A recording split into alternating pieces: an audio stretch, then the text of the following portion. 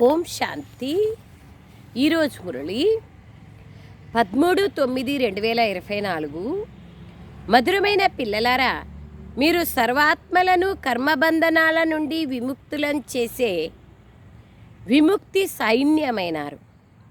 బాబా అంటున్నారు, కర్మబంధనాల నుండి విముక్తి చేసే. మనం బాబా యొక్క సందేశాన్ని ఇస్తే వాళ్ళే బాబాని స్మృతి చేస్తారు, తద్వారా వాళ్ళ కర్మబంధనాలన్నీ సమాప్తమవుతాయి. అలాంటి మీరు విముక్తి సైన్యమైనారు.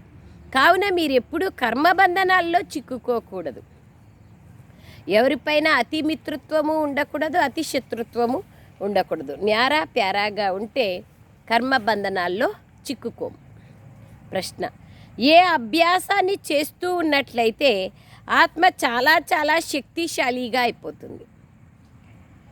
జవాబు: ఎప్పుడు సమయం లభించినా శరీరం నుండి డిటాచ్ అయ్యే అభ్యాసం చేయండి. ఏ అభ్యాసాన్ని చేస్తూ ఉన్నట్లయితే ఆత్మ చాలా చాలా శక్తిశాలిగా అయిపోతుంది. ఎప్పుడు టైం దొరికితే అప్పుడు ఏం చేయాలి? ఆత్మని శక్తిశాలిగా చేసుకోవాలంటే బాబా అంటున్నారు, ఎప్పుడు టైం దొరికితే అప్పుడు దేహం నుండి అతీతమయ్యే అభ్యాసం, విదేహీ అభ్యాసాన్ని చేయండి. డిటాచ్ అవ్వడం ద్వారా ఆత్మలోకి తిరిగి శక్తి వచ్చేస్తుంది. రిలాక్స్ అయిపోతాం. డిటాచ్ అయిపోతే మళ్ళీ ఎంతూజియాజం, మళ్ళీ ఎంతూజియాజం, మళ్ళీ తిరిగి ఉమంగ ఉల్లాసాలు వచ్చేస్తాయి. అందులో శక్తి నిండుతుంది. ఎట్లా? మనం నిద్రపోతే డిటాచ్ అయిపోతుంది కదా దేహం నుంచి. ఆత్మ కాన్షియస్నెస్లో ఉండదు.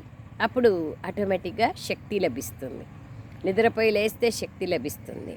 అట్లాగా బాబా అంటున్నారు, విదేహీ అభ్యాసం. 1 గంట నిద్ర = 1 నిమిషము అశరీరీ అభ్యాసం. 1 గంట నిద్రపోతే ఎంత రిలాక్స్ ఉంటుందో అంత 1 నిమిషం మనం అశరీరీ అభ్యాసం చేస్తే అంత ఆత్మకు రిలాక్సేషన్, విశ్రాంతి దొరుకుతుంది, శక్తి లభిస్తుంది. మీరు అండర్ గ్రౌండ్ మిలిటరీ అంటే గుప్తమైన సైన్యం. అటెన్షన్ ప్లీజ్ అని మీకు డైరెక్షన్ లభిస్తోంది. హెచ్చరికగా ఉండండి, ధ్యాసనుంచండి, దేహభ్రాంతి నుంచి దూరం కాండి అనే బాబా డైరెక్షన్ ఇస్తున్నారు. అనగా ఒక్క తండ్రి స్మృతిలో ఉండండి, అశరీరీగా అయిపోండి. ఓం శాంతి. ఓం శాంతి అర్థాన్ని అయితే బాబా చాలా బాగా అర్థం చేయించినారు. ఎక్కడైతే మిలిటరీ నిల్చుకొని ఉంటుందో అక్కడ వారు అటెన్షన్ అని అంటారు. వారి అటెన్షన్ అనగా సైలెన్స్.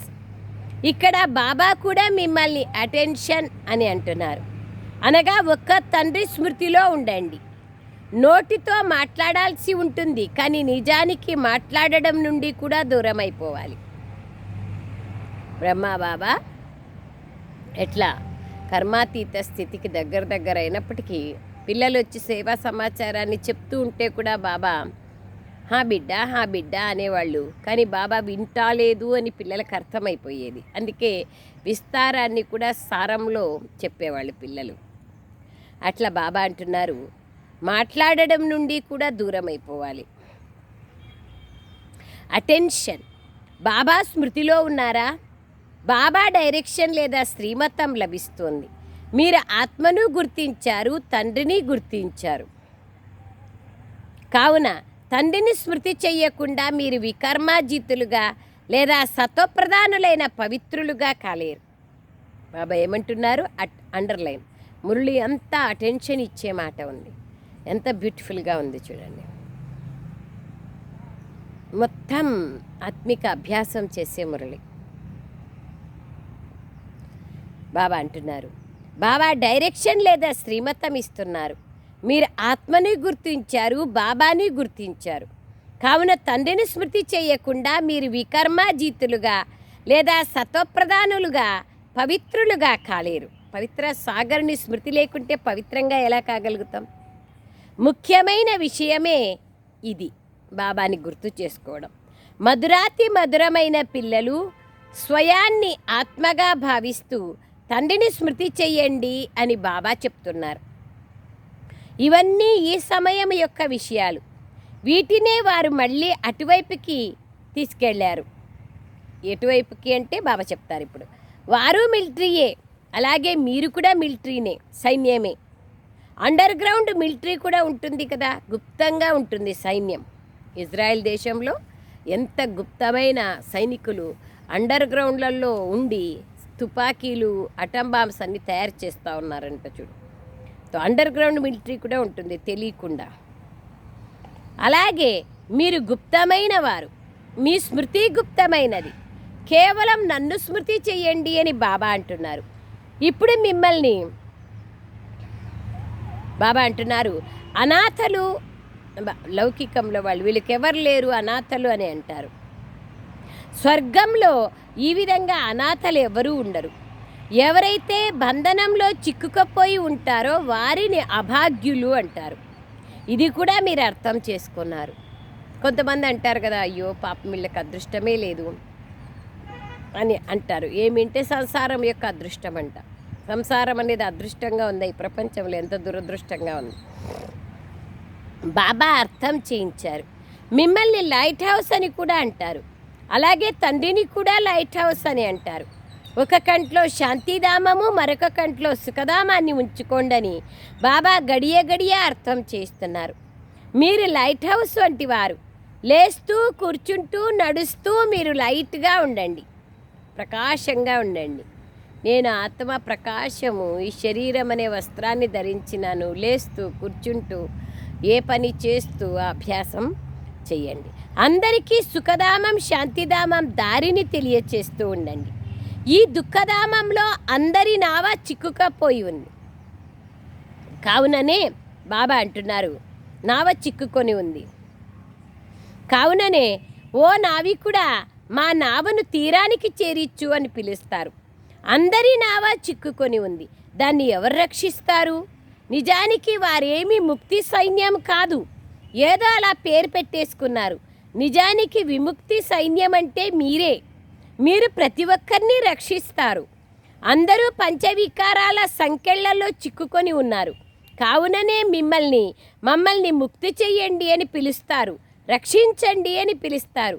ఈ స్మృతి యాత్ర ద్వారానే మీరు తీరానికి చేరుకుంటారు. ఇప్పుడైతే అందరూ చిక్కుకొని ఉన్నారని బాబా అంటున్నారు. బాబాను తోటమాలి అని కూడా అంటారు. అన్నీ ఈ సమయం యొక్క విషయాలే. మీరు సంపూర్ణంగా కావాలి. ఇప్పుడు అందరూ ముళ్ళులాగా ఉన్నారు, ఎందుకంటే అంతా హింసకులు. ఇప్పుడు అహింసకులుగా కావాలి, పావనంగా కావాలి. ఎవరైతే ధర్మస్థాపనం చేసేందుకు వస్తారో వారు పవిత్రాత్మలే, వారు అపవిత్రులు కారు. మొట్టమొదట ఎప్పుడైతే వస్తారో అప్పుడు పవిత్రంగా ఉన్న కారణంగా వారి ఆత్మకు లేదా శరీరానికి దుఃఖం లభించదు. పరంధామం నుంచి ఎవరొచ్చినా కూడా పవిత్రతా శక్తి ఉండేదాని కారణంగా వాళ్ళు దుఃఖాన్ని అనుభవించరు, ఎందుకంటే వారిపైన ఎటువంటి పాపము ఉండదు. మనం ఎప్పుడైతే పవిత్రంగా ఉంటామో అప్పుడు ఏ పాపాలు జరగవు. పవిత్రంగా ఉండడం అంటే బాబా అంటున్నారు, దేహభ్రాంతి నుంచి దూరం కావడమే పవిత్రంగా ఉండడం. ఆత్మాభిమాని స్థితినే పవిత్రత. పవిత్రంగా ఎంతెంత ఆత్మాభిమానిగా ఉంటామో అంతంత పవిత్రంగా ఉంటాం. ఎంతెంత పవిత్రంగా ఉంటామో అంత ఆత్మాభిమాని స్థితి సహజమవుతుంది.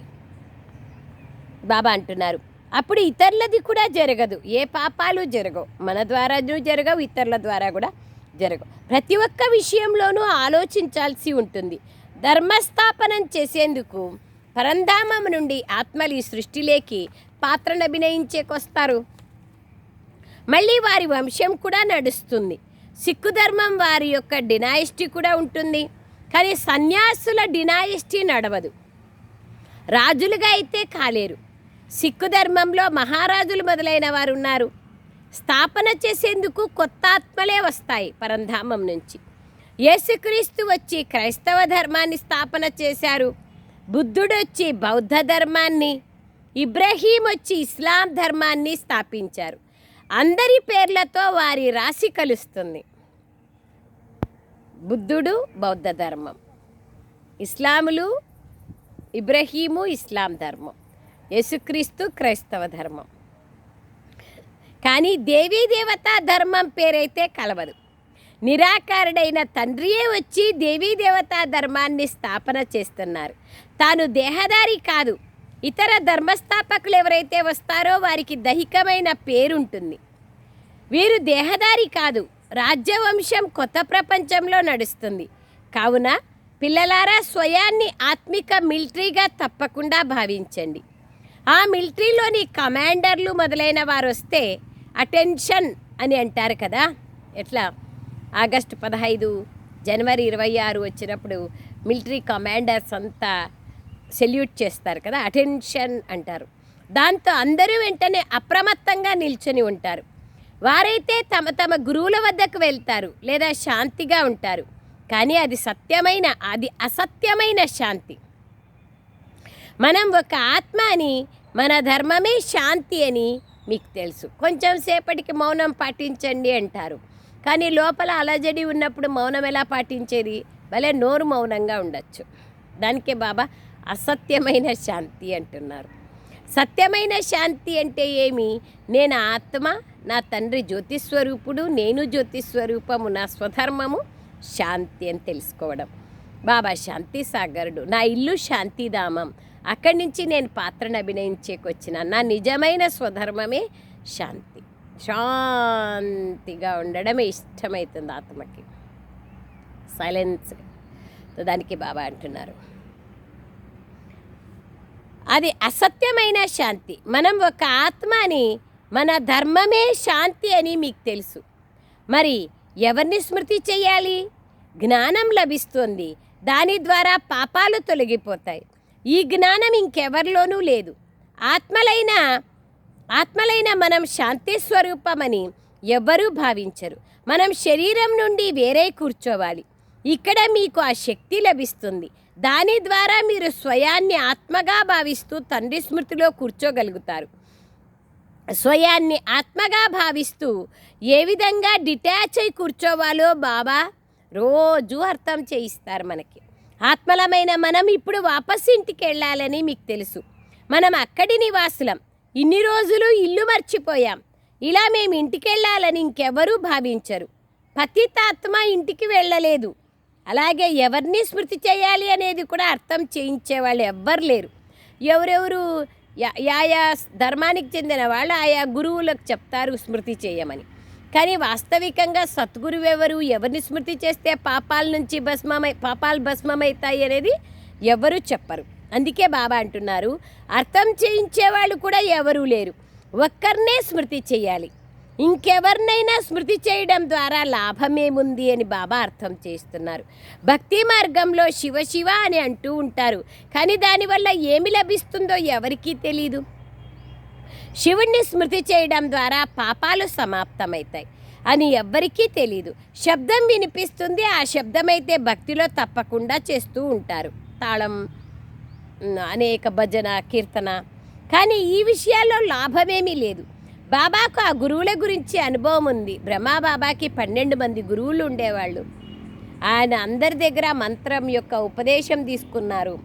వాళ్ళ ఇంటికి కూడా బాబా పిలిపించేవాళ్ళు. వాళ్ళ కొడుకులు బిడ్డల యొక్క పెండిళ్లలో సంధ్యా సమయంలో కచేరీ బదులుగా సత్సంగం, గురువుల యొక్క సత్సంగాన్ని బాబా ఏర్పాటు చేసేవాళ్ళు.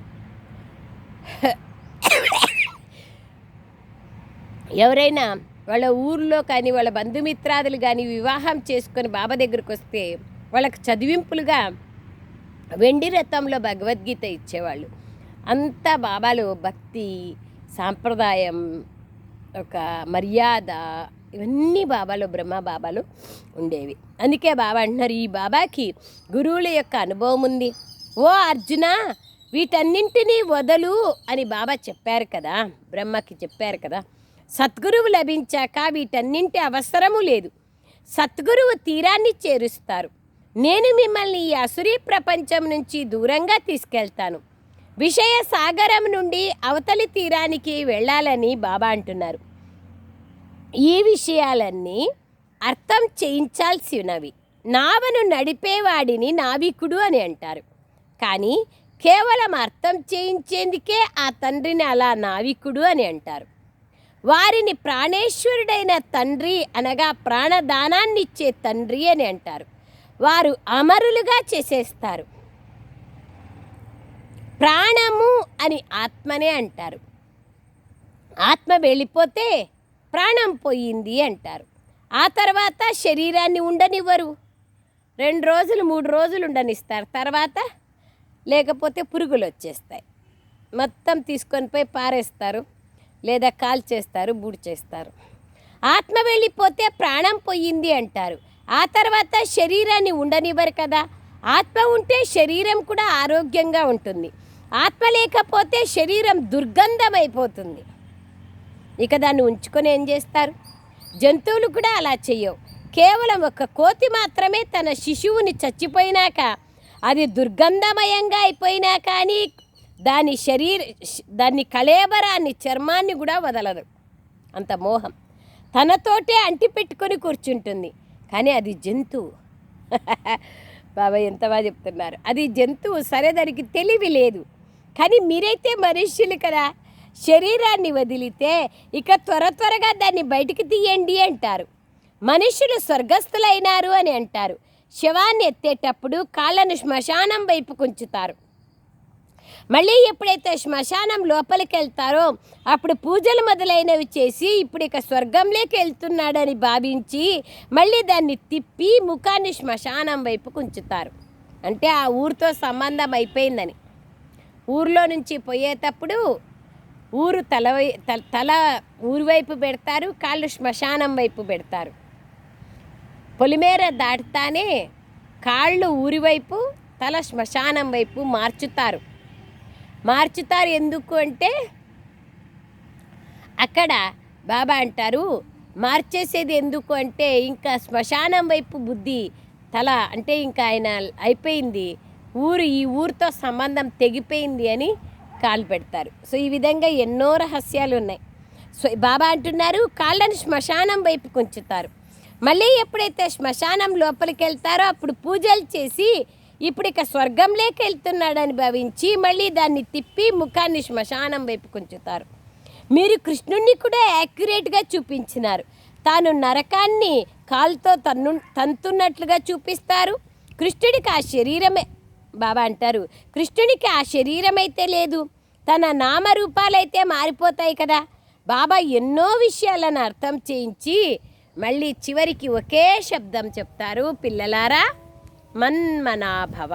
ఇంకా అది తప్ప ఇంకా వేరే ఉపాయమే లేదు. వశీకరణ మంత్రం. మీరు ఎప్పుడైతే ఇక్కడికి వచ్చి కూర్చుంటారో అప్పుడు అటెన్షన్ ఉంచండి. బుద్ధి బాబాతో జోడింపబడి ఉండాలి. మీ అటెన్షన్ సదాకాలికంగా ఉండాలి. ఎప్పటి వరకైతే జీవించాలనో అప్పటి వరకు తండ్రిని స్మృతి చేయాలి. స్మృతి ద్వారానే జన్మాంతరాల పాపాలు సమాప్తమవుతాయి. స్మృతి ద్వారానే జన్మాంతరాల పాపాలు సమాప్తమవుతాయి.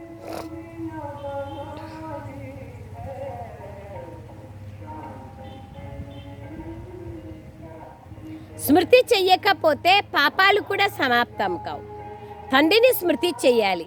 స్మృతిలో కళ్ళను ఎప్పుడూ మూసుకోకూడదు. యోగం చేసేటప్పుడు కళ్ళను మూసుకోకూడదు. సన్యాసులు కళ్ళు మూసుకొని కూర్చుంటారు. కొందరైతే స్త్రీ ముఖాన్ని కూడా చూడరు, పట్టీ కట్టుకొని కూర్చుంటారు. గాంధారి కండ్లకు పట్టీ కట్టుకొని కూర్చోంది కదా, ఆమె శాపం. తనకు తానే దృఢ సంకల్పం చేస్తుంది. మీరు ఎప్పుడైతే ఇక్కడ కూర్చుంటారో అప్పుడు రచయిత మరియు రచన ఆది మధ్యాంతాల స్వదర్శన చక్రాన్ని తిప్పుతూ ఉండాలి. మీరు లైట్ హౌసులు కదా, ఇది దుఃఖధామం. ఒక కంట్లో దుఃఖధామం, మరొక కంట్లో సుఖధామం. లేస్తూ కూర్చుంటూ స్వయాన్ని లైట్ హౌస్గా భావించండి. బాబా భిన్న భిన్న ఉదాహరణలతో తెలియచేస్తున్నారు. మీరు స్వయాన్ని కూడా సంభాళించుకుంటారు.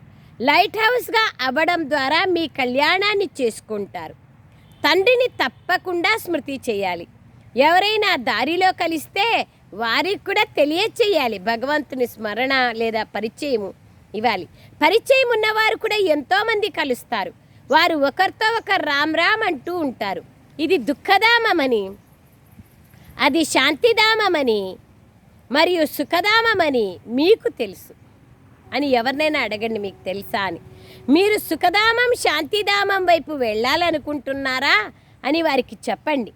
ఈ 3 చిత్రాలను ఎవరికైనా అర్థం చేయించడం చాలా సహజం. సృష్టి చక్రంలో ఉన్నాయి. మీకు సూచనని బాబా ఇస్తూ ఉంటారు, సలహాలను.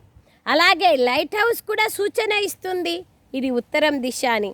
ఇది నావ, ఇది రావణ్ణి జైల్లో ఉన్నాము, మనుషులను రక్షించలేరు, అవన్నీ హద్దులోని కృత్రిమ విషయాలు, ఇది అనంతమైన విషయం.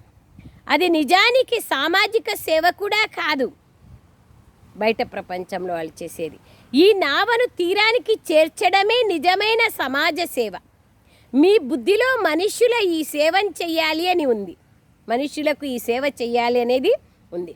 ఆ సేవలైతే అందరూ చేయొచ్చు, ఎవరైనా చేయొచ్చు. వ్యాపార ఉద్యోగాలు లేదా బాగా సంపాదించుకున్న వాళ్ళు, డబ్బులున్న వాళ్ళు అందరూ డబ్బులు ఇచ్చి సమాజ సేవ అది అవసరమే. కానీ ఆత్మను ఉన్నతిగా చేసే సేవ లేదా పునః చరిత్ర నిర్మాణం యొక్క సేవ మనం మాత్రమే చేయగలుగుతాం. అందుకే బాబా అంటున్నారు, మీ బుద్ధిలో మనుష్యుల యొక్క ఈ సేవను చెయ్యాలని ఉంది. మీరు ముక్తిధామంలోకి వెళ్ళేందుకు, తండ్రిని కలుసుకునేందుకు గురువును ఆశ్రయిస్తారు. కానీ అలా ఎవ్వరూ కలవరు. తనను కలుసుకునే దారిని తండ్రియే తెలియచేస్తారు. ఈ శాస్త్రాలు మొదలైన వాటిని చదవడం ద్వారా భగవంతుడు లభిస్తారు అని భావిస్తారు. శాస్త్రాలు చదివితే భగవంతుడు లభిస్తారేమో అనుకుంటారు, కానీ భగవంతుడు శాస్త్రాల ద్వారా లభించరు. అలా విశ్వాసాన్ని ఉంచడం ద్వారా చివరికి ఏదో ఒక రూపంలో లభిస్తాడు అని భావిస్తారు. కానీ ఎప్పుడు లభిస్తాడు అనేది బాబా మీకు అర్థం చేయించారు. ఒక్కరినే స్మృతి చేయాలని మీరు చిత్రంలో చూపించారు. అనేక ధర్మాల వినాశనము, సత్యధర్మ స్థాపన. ధర్మస్థాపకులు ఎవరైతే ఉన్నారో వారు కూడా అలాగే సైగ చేస్తారు. ఎందుకంటే మీరు శిక్షణని ఇచ్చారు కాబట్టి వారు కూడా అలాగే సైగ చేస్తారు. సాహెబును జపించండి అని అంటారు. ఆ తండ్రి సద్గురువైనారు. అనేక రకాలైన శిక్షణలు ఇచ్చేవారు ఎందరో ఉన్నారు, వారిని గురువులని అంటారు. అశరీరిగా అయ్యే శిక్షణను గురించి ఎవ్వరికీ తెలియదు. శివబాబాని స్మృతి చెయ్యండి అని మీరంటారు. వారు శివుని మందిరంలోకి వెళ్ళినప్పుడు శివుణ్ణి తండ్రి అని అనడం అలవాటైపోయింది. ఇంకెవరిని అలా తండ్రి అని అనరు. కానీ వారు ఎవరు తండ్రులు కాదు. అందరినీ దేవతల్ని తండ్రి అంటారు కానీ ఎవరు అందరి సర్వాత్మలకు తండ్రి ఒక పరమాత్ముడు ఒక్కడే. వారందరూ శరీరదారులు. శివుడు నిరాకారుడు, సత్యమైన తండ్రి. తాను అందరికీ తండ్రి. ఆత్మలందరూ అశరీరీలు. పిల్లలైన మీరు ఇక్కడ కూర్చున్నప్పుడు ఈ ధునిలో కూర్చోండి. మీరు ఏ విధంగా చిక్కుకొని పోయినారని బాబాకు తెలుసు, మీకు తెలుసు. ఇప్పుడు బాబా వచ్చి దారిని చూపిస్తున్నారు. మిగిలిన వాళ్ళందరూ చిక్కుకొని ఉన్నారు, సంసార భవసాగరంలో చిక్కుకొని ఉన్నారు. తానే వల అల్లుకొని తానే చిక్కుకొని ఉన్నారు. తాను మింగేసుకుంటే తప్ప పోదు. వారు విముక్తులు అవ్వరు. శిక్షలు అనుభవించి అందరూ విముక్తులైపోతారు. శిక్షలు అనుభవించి ప్రాప్తిని పొందడం కాదు కదా. శిక్షలను అనుభవిస్తే కొంచెం లభిస్తుంది ప్రాప్తి. ఎక్కువ శిక్షలు పొందితే పదవి కూడా భ్రష్టమైపోతుంది, ప్రాప్తి తక్కువగా లభిస్తుంది. శిక్షలు కొద్దిగా ఉంటే ప్రాప్తి ఎక్కువగా లభిస్తుంది. అంటే అంత ఇక్కడే పాపాలన్నీ భస్మం చేసుకుంటే మళ్ళీ అక్కడ శిక్షలు అనుభవించాల్సిన అవసరం ఉండదు. ఇది ముళ్ళ అడవి. అందరూ ఒకరికొకరు ముళ్ళు గుచ్చుకుంటూ ఉంటారు. స్వర్గాన్ని పూల తోట అని అంటారు. ఒకప్పుడు స్వర్గం ఉండేదని క్రైస్తవులు కూడా అంటారు. అందుకే వాళ్ళు యేసుక్రీస్తు అంతిమ సమయంలో వచ్చి నావికుడి రూపంలో వచ్చి ఎవరైతే క్రిస్టియన్స్ ఉంటారో, మంచి క్రిస్టియన్స్, పక్కా క్రిస్టియన్స్, నియమ మర్యాదల్లో నడిచే క్రిస్టియన్స్ ఎవరైతే ఉంటారో వాళ్ళను నావలో కూర్చోబెట్టుకొని ప్యారడైజ్కి తీసుకుపోతారు అని చెప్తారు. నావలో ప్యారడైజ్కి పోలేము, అయితే ఆ విధంగా వాళ్ళు చెప్తారు. స్వర్గమును పూల తోట అంటారు. ఒకప్పుడు స్వర్గం ఉండేది అని క్రైస్తవులు కూడా అంటారు. కొన్నిసార్లు సాక్షాత్కారం కూడా పొందుతూ ఉంటారు. వారు ఈ ధర్మానికి చెందినవారై ఉండొచ్చు, కానీ అక్కడికైతే వెళ్ళలేరు. కేవలం చూసినంత మాత్రాన ఏం లాభం? ఇప్పుడు నాకు అనారోగ్యం ఉంది, డాక్టర్ని చూస్తే రోగం పోతుందా? పోదు కదా. డాక్టర్కి టెంకాయ కొడితే పోతుందా? పోదు. డాక్టర్ చుట్టూ ప్రదక్షిణ వేస్తే పోతుందా? పోదు. డాక్టర్కి పూజ చేస్తే పోతుందా రోగం? పోదు. డాక్టర్ దగ్గరికి పోయి మందు తీసుకొని ఆ మందుని నేను తింటే టైం ప్రకారంగా పథ్యం ఉంటే అప్పుడు రోగం పోతుంది. అంతేగాని డాక్టర్ని చూసినా పోదు, డాక్టర్ని పూజ చేసినా పోదు. అట్లాగే ఆత్మకు పట్టిన రోగానికి కేవలం పూజ చేసినంత మాత్రాన ఎట్లా పోతుంది? పాపకర్మలకు వైపు చేస్తూ పూజ చేస్తూ ఉంటే ఎట్లా పోతాయి? పోవు. బాబా అందుకే అంటున్నారు, కానీ అక్కడికైతే వెళ్ళలేరు. కేవలం చూసినంత మాత్రాన ఏం లభిస్తుంది? చూసినంత మాత్రాన ఎవ్వరూ బాబా అంటారు అక్కడికి వెళ్ళలేరు. తండ్రిని గుర్తించి మరియు జ్ఞానమును తీసుకుంటేనే వెళ్ళగలరు. అందరూ అయితే రాలేరు కదా. దేవతలైతే అక్కడ చాలా కొద్ది మందే ఉంటారు. ఇప్పుడు ఎందరో హిందువులు ఉన్నారు. నిజానికి బాబా అంటున్నారు ఆది సనాతన దేవీ దేవతా సాంప్రదాయాలు ఎవ్వరూ లేదు కదా. దేవతలుగా ఉండేవారు కదా, కానీ వారు పావనులుగా ఉన్నారు. వీరు పతితులుగా ఉన్నారు. పతితులను దేవతలని అనడం శోభించదు. ఈ ఒక్క ధర్మమునే ధర్మభ్రష్టం కర్మభ్రష్టం అని అంటారు. ఆది సనాతన హిందూ ధర్మం అని అనేస్తారు.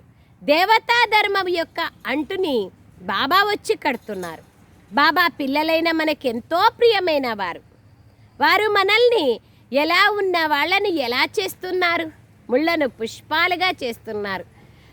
పైసాకు పనికిరాని మనల్ని వర్త్ పౌండ్గా వజ్ర సమానంగా గవ్వతుల్యమైన మనల్ని వజ్ర సమానంగా తయారు చేస్తున్నారు. మురికి కాలవలో వికారాల మురికి కాలవలో ఉన్న మనల్ని పావనమైన దేవీ దేవతలుగా చేస్తున్నారు.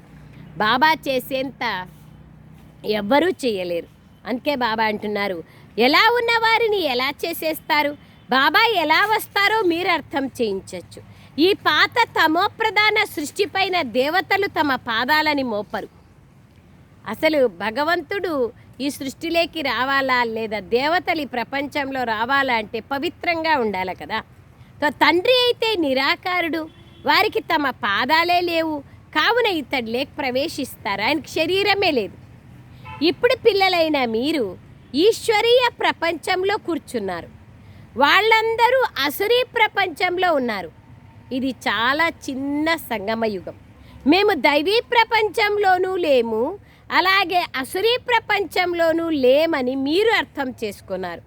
మనం ఈశ్వరీయ ప్రపంచంలో ఉన్నాం. మనల్ని బాబా ఇంటికి తీసుకెళ్లేందుకు వచ్చారు. అది నా ఇల్లు అని బాబా అంటారు. మనది కూడా. మీ కొరకు నేను నా ఇంటిని వదిలి వస్తాను.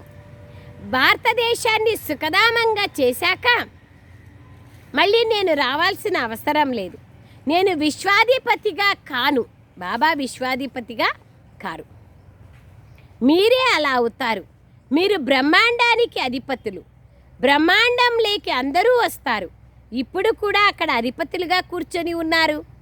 వారు రావాల్సి ఉంటుంది, కానీ వారు వచ్చి విశ్వాధిపతులుగా కారు. ఎంతగానో అర్థం చేయిస్తారు. ఇప్పుడుండే వాళ్ళు బ్రహ్మాండంలో ఎట్లయితారు? వాళ్ళు విశ్వానికి మాలికులుగా కాలేరు కదా. ఎవరైనా విద్యార్థులు బాగుంటే వారు స్కాలర్షిప్ని తీసుకుంటారు. ఆశ్చర్యం ఏమిటంటే మేము పవిత్రంగా అవుతామని ఇక్కడ అంటారు, మళ్ళీ వెళ్ళి పతితులుగా అయిపోతారు.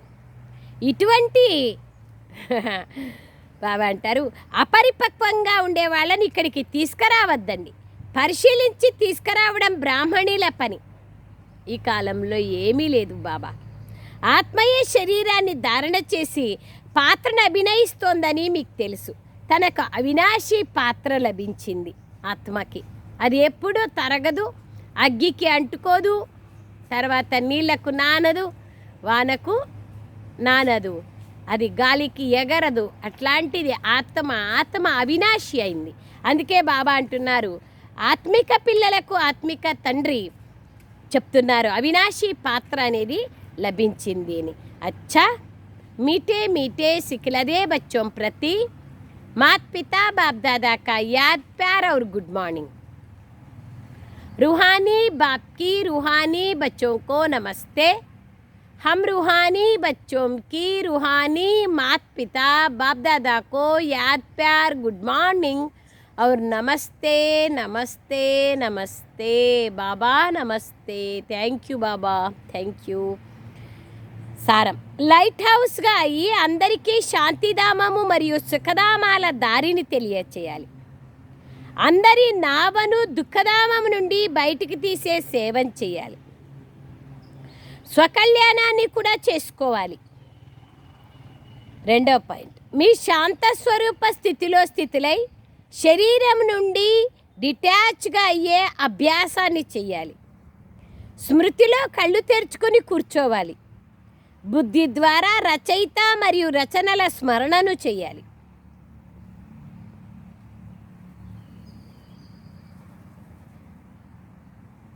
వరదానం: మీ సంకల్పాలను శుద్ధమైనవిగా, జ్ఞానస్వరూపంగా మరియు శక్తి స్వరూపంగా తయారు చేసుకునే సంపూర్ణ పవిత్రులుగా కండి. మీ సంకల్పాలను శుద్ధంగా, జ్ఞానస్వరూపంగా, శక్తి స్వరూపంగా తయారు చేసుకునే సంపూర్ణ పవిత్రులుగా కండి. సంకల్పాలు శుద్ధంగా ఉండాలి, జ్ఞానసహితంగా, శక్తి స్వరూపులుగా ఉండాలి. వివరణ: తండ్రి సమానంగా అయ్యేందుకు పవిత్రత ఫౌండేషన్ని దృఢంగా చేసుకోండి. ఈ యొక్క పునాదిలో బ్రహ్మచర్య వ్రతము ధారణ చేయడం అయితే మామూలు విషయమే. కేవలం ఇందులోనే సంతోషపడిపోకండి. దృష్టి వృత్తుల అపవిత్రతని కూడా ఇంకా కొంచెం అండర్లైన్ చేయండి. జతలో మీ సంకల్పాలను శుద్ధమైనవిగా, జ్ఞానస్వరూపంగా, శక్తి స్వరూపంగా తయారు చేసుకోండి. సంకల్పంలో ఇప్పుడు ఇంకా చాలా బలహీనత ఉంది. ఈ బలహీనతని కూడా సమాప్తం చేసుకున్నప్పుడే సంపూర్ణ పవిత్రాత్మ అని అంటారు.